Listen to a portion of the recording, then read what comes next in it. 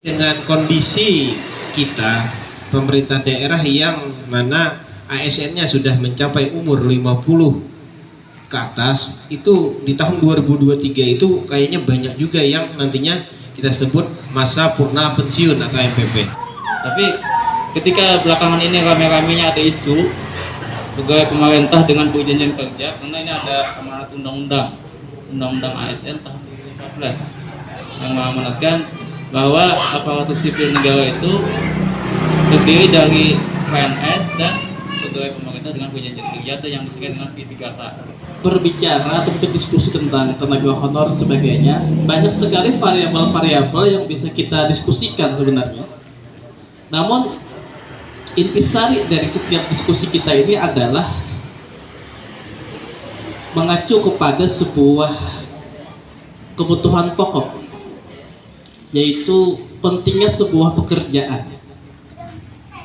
Pekerjaan tentunya juga erat kaitan dengan kebutuhan hidup, karena kalau kita bekerja, lantas itu akan mendapatkan kebutuhan hidup baik secara makhluk individu maupun makhluk sosial.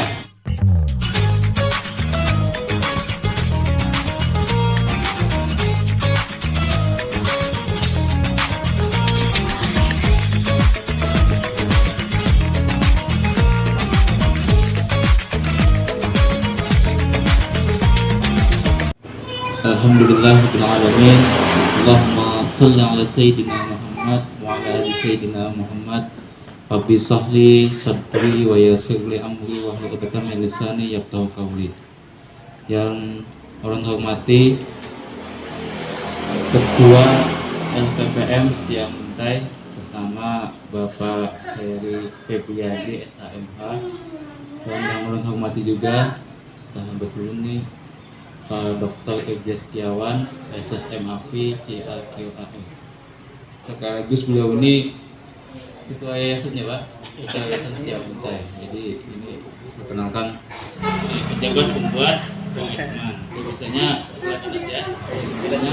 Kemudian perpanjangan hubungan kerja bagi jabatan fungsional tertentu yang berasal dari kalangan PNS mendapatkan persetujuan dan berkolaborasi dengan KASN. Ini ada koordinator aparatur sipil negara. Nah, kemudian dalam hal perjanjian kerja, P3K diperpanjang. P3K wajib menyampaikan tembusan surat keputusan perpanjangan kerja tadi kepada kepala BKN. Kalau kita di Kalimantan ada di Banjarbaru ya, kepala BKN di zona 8 di Banjarbaru. Itu membawahi Kalimantan Selatan, Kalimantan Tengah, Kalimantan Timur, kalau Kadigelak, kalau Kalbar ke Jakarta Barat, karena sana yang mendekati. Kemudian yang terakhir, perbedaannya perpanjangan hubungan perjanjian kerja untuk P3K menduduki jabatan fungsional tertentu utama dan jabatan fungsional tertentu media paling lama 5 tahun. Nah, ini untuk yang jabatan fungsional tertentu utama dan jabatan fungsional tertentu media. Nah, ini dari segi perbedaan. Nah, ini karena ada perbedaan. Nah, dalam PP nomor 49 tahun 2018 ini ada 5 keistimewaan. Nah, yang pertama nih, bagi yang mereka tenaga sukarela, apa istilahnya lah, tenaga lepas, tenaga honorer dan lain sebagainya. Cuma nanti kita sampai berbicara informasi. Yang pertama di PP itu pegawai honorer berubah status menjadi P3K. Kan bayangkan kawan-kawan, ketika kita mengabdi di suatu lembaga, suatu instansi, suatu kantor, mungkin dikasih itu sesuai kemampuan daerah. Ada yang ratusan, ya, ada 200, 300, 400, ada yang jutaan, sesuai kemampuan. Tapi ketika beralih statusnya dengan P3K yang amanat undang-undang ASN tadi, maka kalau S1 itu di atas 2 ya Pak, di atas 2, 28 itu. Nah, jadi ada keuntungan nih. Ini istilahnya membawa angin yang nyaman lah, angin segar lah bagi tenaga-tenaga non PNS. Mudah-mudahan pemerintah mengayomi kita,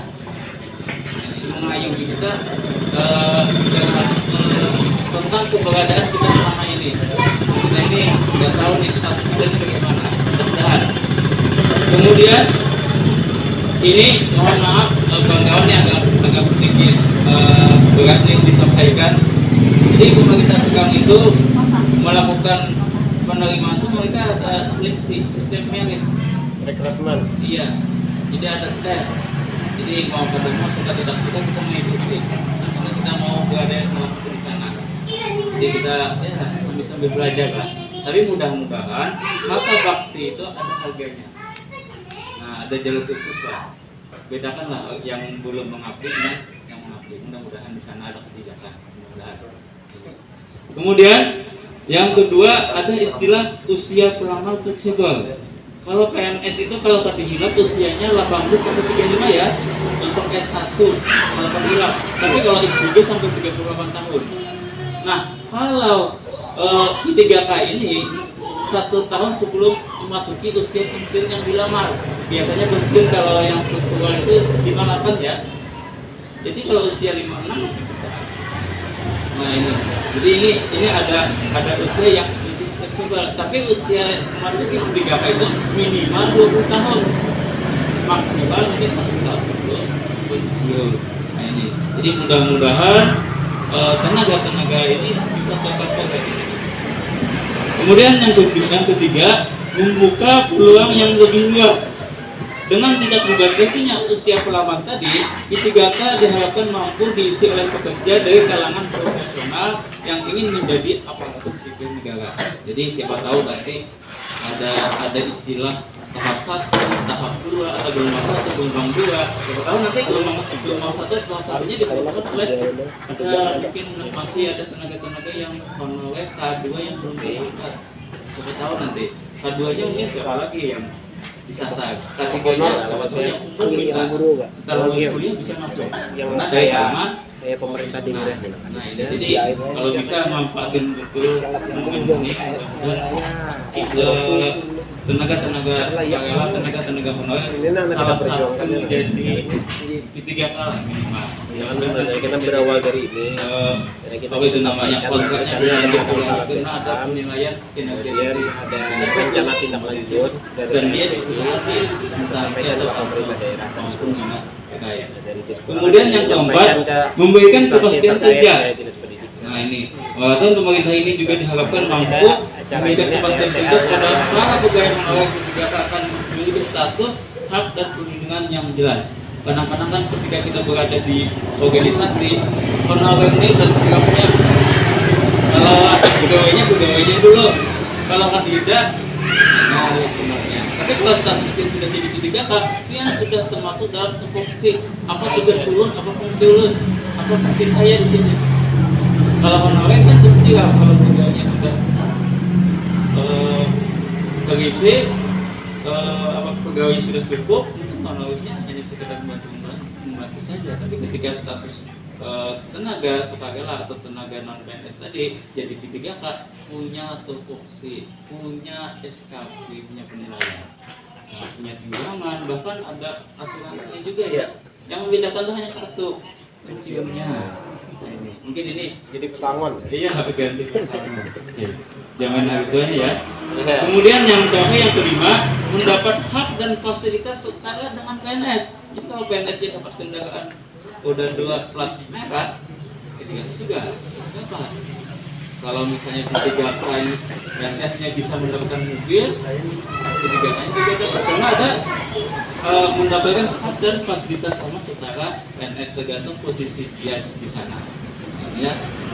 Jadi I3K akan memiliki kewajiban serta hak yang sama dengan ASN yang sudah berstatus PNS. Ini ada sedikit maklumat terkait dengan manajemen PNS dan I3K. Mungkin PNS biasa kita melihat di instansi pemerintah ada yang membagi jabatan, ya lah, dari eselon 2, eselon 3, eselon 4. Dari pasekta sampai staf. Ada membagi jabatan. Staf, pas, 3 subak, kabit, abang, camat, kepala dinas, asisten, sekretaris daerah. Kan udah jabatan ya. Kalau bupati kan juga itu. Ada dipilih 5 tahunan. Nah, begitu juga dengan I3K, boleh menduduki jabatan pemerintah. Jadi ini kelihatannya undang-undang ini menyenangkan lah. segar anginnya nih. Mudah-mudahan pelaksanaannya gitu. Nah, kemudian mengisi seluruh jabatan ASN PNS.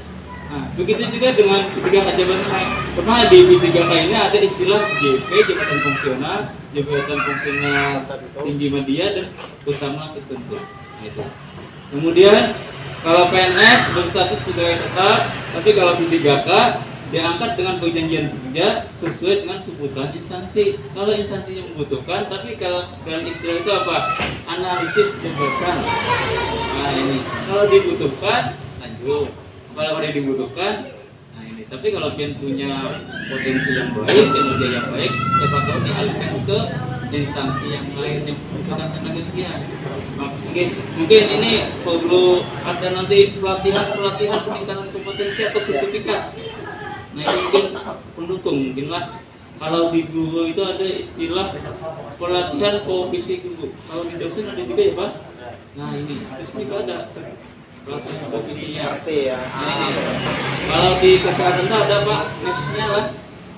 Nah komisinya, jadi kawan-kawan atau para tenaga di Kabupaten Dusun Wetan perlu ini peningkatan, perlu ada sertifikat walaupun pandai tapi tidak punya dokumen, juga ya. Jadi kali ini sangat perlu sekali administrasi, sangat sekali perlu sekali pembuktian dalam bentuk sertifikat bahwa kita ahli. Kemudian melaksanakan tugas pemerintahan sama juga ketiga tugas pemerintahan juga. Kalau biasanya teman-teman di instansi itu ada yang melayani di bidang pendidikan, ada yang melayani di bidang kesehatan, ada yang melayani di pengamanan, tapi kan pengamanan. Kemudian dan melayani yang lain-lainnya. Assalamualaikum warahmatullahi wabarakatuh. Baik kawan-kawan sekalian, saya sengaja meminta sebagai narasumber kedua karena kalau dari segi materi Pak Said ini lebih detail, lebih lengkap, penuh dengan dokumen-dokumen yang sangat resmi. Nah, kalau saya hanya sebatas pelengkap saja, meramaikan ya paling tidak bisa menambahkan sedikit informasi tentang tema yang kita perbincangkan hari ini. Karena kalau berbicara PNS dan P3K, hal yang sangat viral saat ini adalah adanya berita tentang penghapusan tenaga honorer di tahun 2023. Bayangkan ya, jikalau penuh dengan pengabdian, bekerja setulus hati, kata Pak Said tadi, kemudian ada isu yang sangat mengejutkan, menghentak ya, bahwa dihapus tahun 2023. Tentu ini akan menjadi sebuah bola panas yang berefek kepada pemerintah daerah itu sendiri. Kalau kita berbicara atau kita diskusi tentang tenaga honor sebagainya, banyak sekali variabel-variabel yang bisa kita diskusikan sebenarnya. Namun intisari dari setiap diskusi kita ini adalah mengacu kepada sebuah kebutuhan pokok, yaitu pentingnya sebuah pekerjaan. Pekerjaan tentunya juga erat kaitan dengan kebutuhan hidup, karena kalau kita bekerja, lantas itu akan mendapatkan kebutuhan hidup, baik secara makhluk individu maupun makhluk sosial. Permasalahannya adalah begitu banyak para pencari kerja, alumni bertebaran di mana-mana, dan ini tidak sebanding dengan lapangan pekerjaan, sehingga ada beberapa teman-teman yang mencoba atau mengabdikan dirinya sebagai tenaga honorer ya, yang tentunya secara variabel-variabel yang sangat luas itu mengacu kepada kebutuhan hidup atau ingin mendapatkan pekerjaan yang layak. Namun tentunya sebagai tenaga honor ini juga sangat dibutuhkan oleh pemerintah daerah. Saya nggak bisa membayangkan ya jikalau ada semacam pendekatan kebijakan secara top down, artinya dihapus saja tenaga honorer, maka itu akan berefek kepada pemerintah daerah itu sendiri. Karena pemerintah sangat membutuhkan para tenaga honorer ini. Kebutuhan tenaga honor juga berefek kepada instansi yang bersangkutan. Karena meskipun tidak semua ya, seperti yang dikatakan Pak Saini tadi, kan honor itu kan ban sirapnya gitu. Ban sirapnya. Sangat tidak etis jika tenaga honor itu mengerjakan pekerjaan-pekerjaan yang bukan ban sirap gitu. Mungkin bisa dipahami ya, dibalik dengan isu gaji yang di bawah UMP, karena kan UMP kita tahun 2022 ini kalau nggak salah hilap sekarang sudah naik menjadi 3.300.000-an. Maaf, tenaga honor berapa gajinya Pak saya ini? 1 juta, artinya jauh di bawah UMP. Beda-beda ya. Tapi mungkin rata 1 juta ya rata-rata ya. Nah, jadi teman-teman sekalian, kita juga bisa menyambut baik bahwa sebenarnya pemerintah juga punya ide yang sangat menarik. Apa itu? Merapikan tenaga pemerintahan. Karena kalau kita ngacu kepada undang-undang ASN tadi cuma 2, seperti yang disampaikan oleh Pak Saini tadi, hanya ada PNS dan P3K. Nah sayangnya di undang-undang ini sepengetahuan saya tidak ada pasal terkait yang mengatur tentang tenaga honorer. Jadi imbasnya adalah merapikan pegawai pemerintahan yang isunya 2023 akan dihapuskan. Dan mau tidak mau ada proses seleksi untuk mendapatkan pekerjaan yang layak tadi ya. Kalau kita lihat di Undang-Undang ASN itu di pasal 99 ayat 2 itu ada proses seleksi. Dan ini dikuatkan dengan PP nomor 56 tahun 2012. Namun tentunya dari sekian diskusi kita ini, intisari yang bisa tertarik adalah adanya sebuah kebutuhan akan pekerjaan. Kebutuhan akan pekerjaan dan ingin mendapatkan gaji yang layak. Karena itu alangkah indahnya jikalau tenaga honorer itu tidak diperlakukan seperti bukan ban sirap tadi ya. Diperlakukan pekerjaannya malah pekerjaan yang agak berat gitu. Karena mereka bertugas untuk mengabdikan dirinya, bukan sebagai mengerjakan pekerjaan yang sudah sesuai dengan tupoksi dari atasannya. Nah, jadi konsepnya mungkin ke depan selain P3K, kita lihat berita-berita juga para legislatif kita sedang berjuang dalam merevisi undang-undang ASN ini. Mudah-mudahan nanti bisa diperhatikan, terutama teman-teman honorer yang K2 ya, yang sudah mengabdikan luar biasa puluhan tahun. Bahkan Pak Sain ini sudah mengabdi berapa 16 tahun ya? 16 tahun, luar biasa pengabdian beliau. Perlu dihargai karena usia kerja itu sangat dihargai sekali. Dan kita yakin tentunya 2023 insya Allah pemerintah daerah punya solusi, karena jika lo pakai kebijakannya ekstrim, dihapuskan tenaga honorer, itu pasti akan berdampak kepada pemerintah daerah kita. Bayangkan tenaga honorer hilang gitu ya, maka itu akan terjadi ketidakseimbangan lewat jalannya roda pemerintahan daerah. Nah jadi kita mungkin yang kita pikirkan, mudah-mudahan legislatif kita bisa memberikan sebuah revisi undang-undang terbaik ya, di mana nanti ada penghargaan terhadap tenaga honorer. Selain untuk P3K tadi, juga bisa seleksi untuk ASN atau PNS. Itu mungkin saya sebagai tambahan saja ya untuk Pak Saini. Saya kembalikan kepada pembawa acara.